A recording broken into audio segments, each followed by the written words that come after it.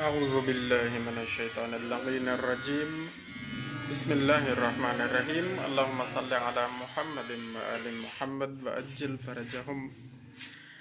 مستقل مزاجی اور صبر یہ دو اہم باتیں ہیں جو ایک دوسرے سے جڑی ہوئی ہیں۔ اگر مستقل مزاجی اور صبر کے ساتھ کوئی بھی کام کرتے رہیں تو اس کے نتائج اور اس میں کامیابی اللہ پاک ضرور دیتے ہیں۔ کوئی بزنس مین ہے، مستقل مزاجی سے وہ اپنے بزنس کو چلا رہا ہے، اسے ٹائم دے رہا ہے، کام کر رہا ہے، چھوٹے تو اس میں کامیابی ہوگی۔ کوئی جاب ہولڈر ہے، وہ اپنی جاب پہ مستقل مزاجی سے صبر سے اپنا کام کرتے چلا جا رہا ہے، کوئی اس کو دیکھے نہ دیکھے، کوئی اس کو اپریشیٹ کرے نہ کرے۔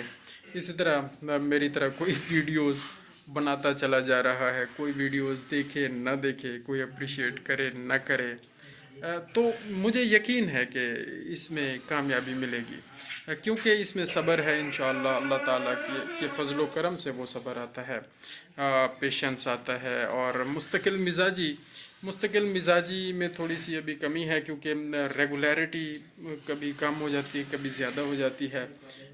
تو بہرحال ہمیں کوشش کرنی چاہیے، کوئی بھی کام کریں مستقل مزاجی سے کریں، صبر سے کریں۔ اسی طرح اگر کوئی پرابلم آ گیا ہے، ہیلتھ ریلیٹڈ ایشو آ گیا ہے، تو اس میں کوئی احتیاط کرنی ہے تو اس میں بھی صبر چاہیے اور مستقل مزاجی چاہیے۔ کوئی ایکسرسائز سٹارٹ کی ہے، اس میں بھی صبر چاہیے، مستقل مزاجی چاہیے کامیابی کے لیے۔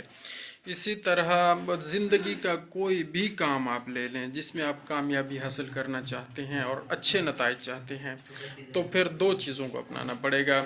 اس کام میں، اس چیز میں، اس فیلڈ میں صبر کے ساتھ جمے رہنا ہوگا، حوصلے کے ساتھ ڈٹے رہنا ہوگا، اور مستقل مزاجی کے ساتھ وہ کام کرتے رہنا ہوگا۔ جزاک اللہ خیرہ۔ اللہم صلی علی محمد وآل محمد وعجل فرجہم۔